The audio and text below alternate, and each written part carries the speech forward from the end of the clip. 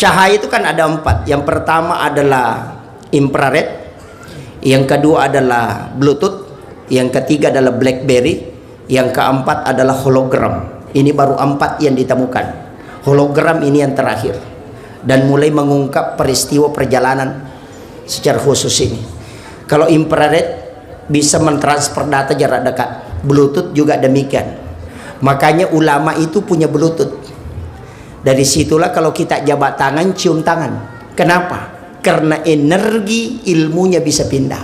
Ulama dulu itu hanya meludahi mulutnya anak sudah bisa pindah ilmunya. Kenapa? Karena di laptop saja kalau mau pindahkan Al-Quran tinggal ambil flash disk, colok, bisa pindah masuk. Secara ilmiah bisa pindah. Coba. Itu kalau kita mau kaji. Kemudian, maka bagaimana bisa? Coba kita pakai video call. Kong ke sahabat tak keluarga tak menrek Mekah melaksanakan ibadah umrah. Suruh video call di Mekah. Kita bisa lihat mukanya di pasar Panampu ini hanya 3 detik saja. Padahal jauhnya Mekah sampai ke sini. Teknologi kan tidak ada kabel, tidak ada apa, langsung bisa dilihat mukanya. Bicara lagi. Berarti bisa transfer energi. Apa yang dipakai? Itu baru dia pakai namanya BlackBerry, belum masuk hologram yang dipakai Jepang. Makanya itu bisa, Pak. Ini perjalanan, ini masih perjalanan dari Mekah. Apalagi Nabi tidak berjalan, diperjalankan. Itu jam dinding Pak di atas. Ya kok alena macene palingan hanya 2 kali berputar dalam 24 jam. Tapi kalau panitia kasih turun kemudian dia putar, bisa sampai 300 kali berputar. Artinya Nabi tidak berjalan sendiri, tapi diperjalankan sehingga dia melampaui batas yang normal.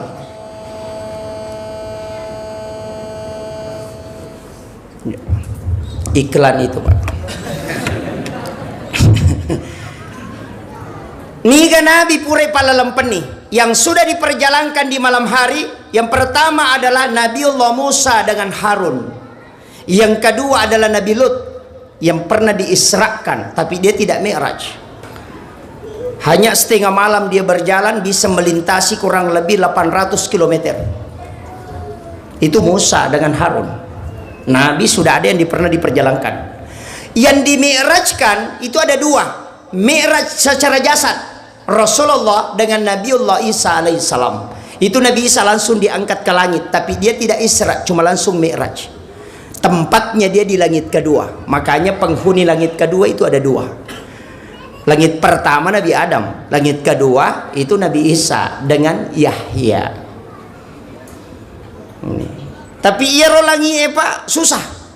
Magai saya buka di kitab, di buku astronot, bintang yang paling dekat dari bumi, kau angka pesawat ipake dengan kecepatan cahaya pada lesina cahaya 100 tahun waktu dibutuhkan baru bisa sampai ke bintang yang paling dekat dari bumi. Nama kadai ko dalelewe, langit pertama dihiasi dengan bintang. Berarti itu baru langit pertama. Bagaimana jauhnya? Wallahu alam. Tapi apa yang ada di langit? Yang di langit itu adalah malaikat dan nabi. Makanya Nabi ini perjalanannya dari Mekah diambil, dibawa lalu Madinah, suruh masam paja sunnah ke Madinah 2 rakang, dan disitulah berdiri Masjid Nabawi nanti. Kemudian dibawa ke Bukit Tursina atau Gunung Sinai, tempatnya Nabi Musa menerima wahyu, disuruh lagi sholat 2 rakaat. Setelah selesai dibawa lagi ke Baitul Lahmi di Bethlehem, disuruh lagi sholat 2 rakaat. Baru dibawa ke Masjidil Aqsa di Palestina, baru disuruh sholat, dia memimpin sholat. 24 nabi dan rasul menjadi makmum di belakangnya, Rasulullah jadi imam. Itu isyarat bahwa Rasulullah adalah imamnya para nabi.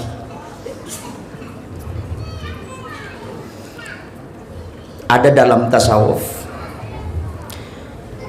surah apa yang dibaca Nabi ketika dia memimpin para imam dan rasul, itu harus dimiliki imam. Tapi saya tidak kasih tahu.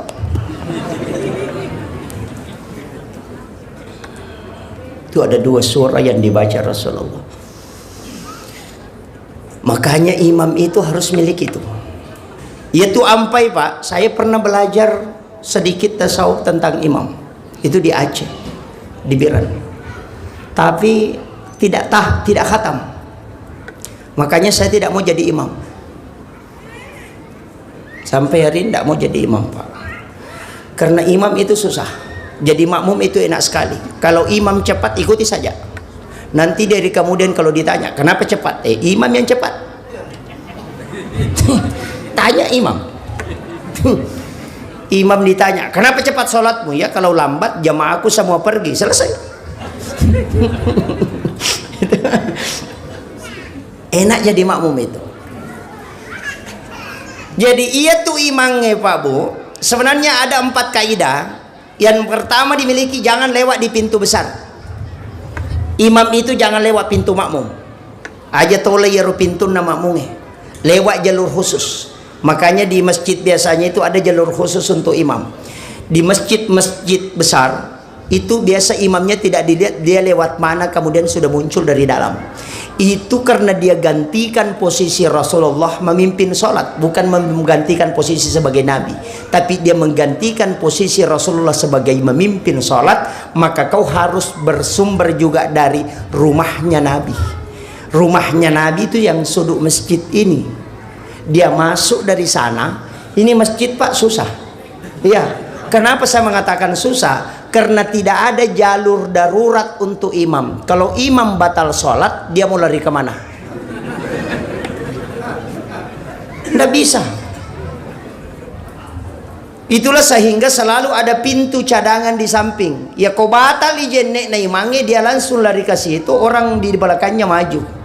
Kalau tertutup kiri kanan, kiri meloloh. Tidak bisa.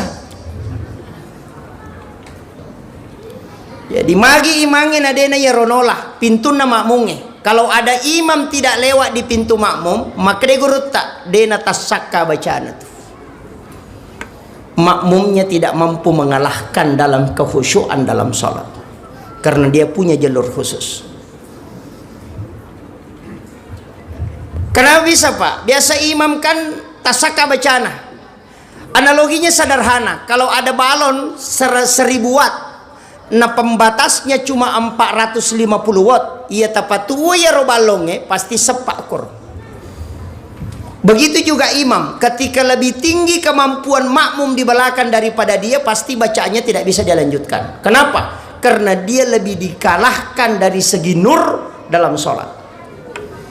Itu kuncinya. Makanya dia harus lewat di jalur khusus supaya dia tidak dikalahkan.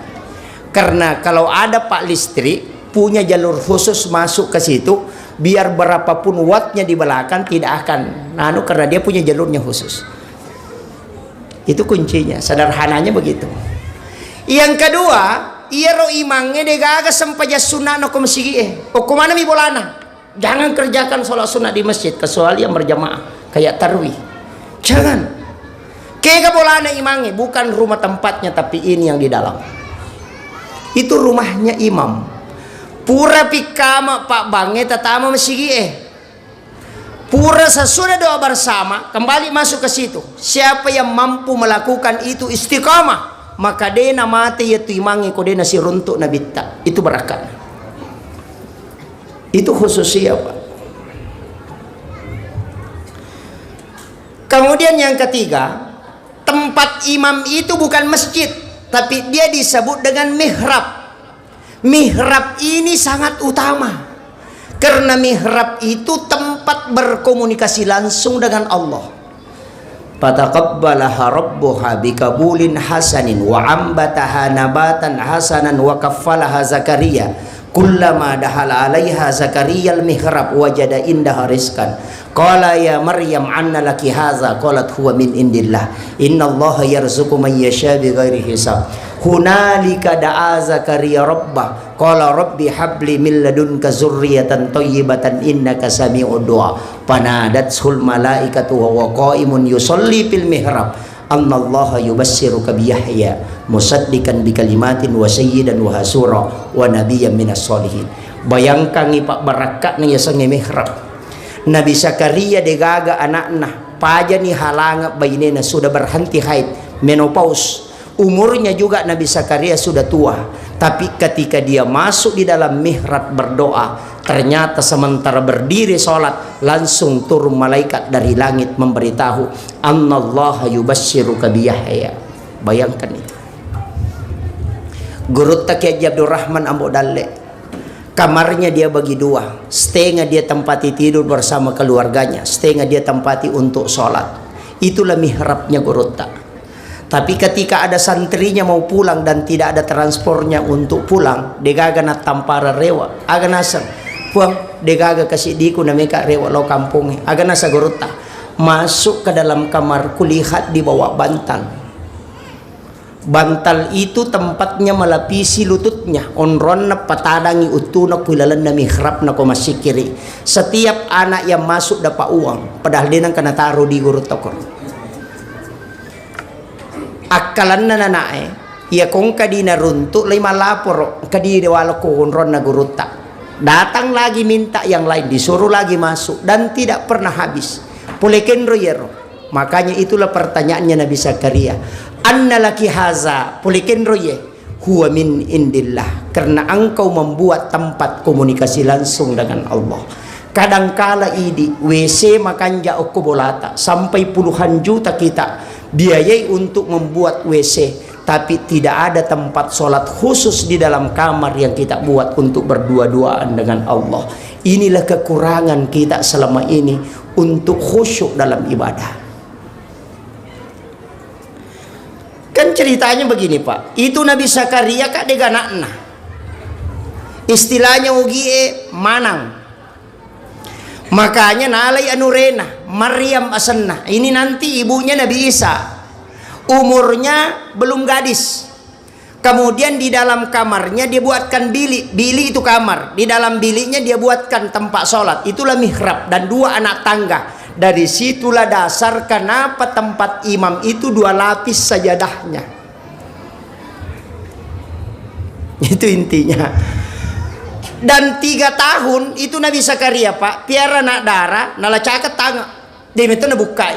Ya na pura na patamangan re, dia tutup kuncinya, baru dia kunci, baru dia simpan kuncinya. Itu Maryam tidak bisa keluar. Yopi di piara nak darah ya le gonci motor. Menroto nama dari masuk angin. Nah, ini kuncinya. Makanya ketika Nabi Zakaria masuk di dalam kamarnya Maryam, tamu pilalan na kamar na bilik na Maryam, dia heran. Kenapa? Magi nang kaandrian re na sepintunya tertutup. Dan anehnya makanan musim dingin di musim panas. Pada dimakan aja nang kadoriang ngoko kamar muna degaga na tanya waktu doriang. Makanya kan dia bertanya, anna laki hasa, pulekin roye. Jawaban Maryam sederhana, huwa min indillah. Itu langsung dari sisi Allah. Nabi Zakaria tidak percaya, bertanya kembali, anna laki haza, pulekin roye. Aga jawaban Maryam langsung mengatakan, huwa min indillah. Innallaha yarzuqu man yasha bighairi hisab. Ya kupong Allah Ta'ala melu pakai daleki atana dena melalui proses. Menangis Nabi Zakaria. Dia mengatakan, saya puluhan tahun tinggal di sini, berdoa di rumah ini tapi tidak dijawab, cuma minta anak. Berarti tania pak dogan na makanja, onron na makanja, sehingga dia suruh asukokutu naya tamah. Maka ayatnya hunalika da'a Zakaria rabbah. Maka masuklah Nabi Zakaria di situ berdoa. Wa huwa qaimun yusolli, matangangi tetong mas sempajang. Nailau dolori punna. Aga pak dongan na. Rabbi habli min ladunka zurriyatan thayyibatan innaka sami'ud du'a. Coba. Di sini inti Mi'raj Pak Bu. Maka daya sampajange angka memang ni sebelum mamiraja Nabi tak. Nabi sholat di Madinah, sholat di Bukit Tursina, sholat di Baitul Lahmi, sholat di Masjidil Aqsa. Berarti Nabi sudah sholat sebelum diangkat ke langit. Nabi Zakaria sholat, Maryam sholat, Nabi Ibrahim sholat, Nabi Musa sholat, Nabi Isa sholat, semua Nabi sholat. Jadi sholat itu bukan ibadah baru. Sejak adanya Nabi itu sudah ada perintah sholat. Jadi ya kodera sempajang makun rutongan. Makanya itu sampajangi alipu. Bicara gina tau. Alipu. Tetong. Rokoi ha. Sujui mim. Tudangi dal. Agokina Ahmad. Siapa itu Ahmad? Nur Muhammad. Siapa itu Nur Muhammad? Bapaknya Ruh. Kalau pada diri disebut rahasia. Makanya kepala mim, dada ha, pinggul mim, kaki dal, tulisannya Muhammad. Kalau yang rahasia itulah Ahmad. Yana tunakada sempajang watakale. Coba, tapi saya tidak mau bahas terlalu jauh, nanti pusing kepalanya kalau itu masuk dalam kajian tasawuf. Makanya sebenarnya kan begitu. Yana tunang kabicaraan nogi makada kegaya sempajang, agaya mas sempajang. Kegaya sempajang Ahmad alipu ha mim dal. Makanya Ahmad tetong rokok suju tudang. Yana tu sempajang. Tapi agama sempajang yang sholat kita mim kepala, dada ha, pinggul mim, kaki dal. Itu makanya manusia itu tulisannya Muhammad. Yana tu makanya Muhammad mas sempajang, Ahmad sempajang. Ia mato ya sange Ahmad, ia mato rahasia. Apa ia kawatak kalewe tubuh kasara nyawa rahasia dengan ruh. Yana tu wanafah tu fihi mir ruh yang ditiupkan oleh Allah. Yang mati itu kullu nafsin zaikatul maut. Yang mati itu nafs jiwa, bukan ruh. Makanya orang yang meninggal tetap menerima transfer pahala karena ruhnya masih menerima. Dia mengatakan kalau sudah mati wafat, tidak, terputus sudah. Itu karena dia tidak tahu. Ada juga masyarakat kita yang keliru. Orang sudah mati dibikinkan makanan, baru dibilang ini yang paling disuka Pak Imam. Dulu almarhum paling suka makan duren, mangga macan. Pak Imam yang sakit perut.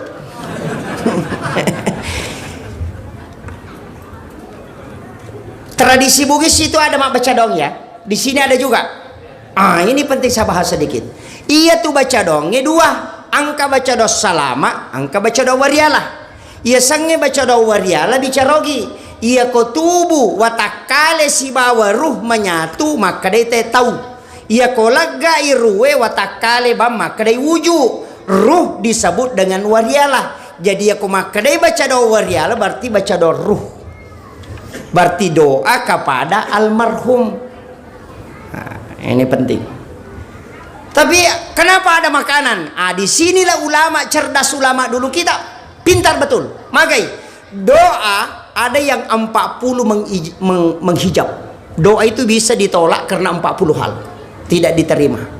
Makanya kalau Pak Imam berdoa dan tidak diterima doanya, kasih makan dia.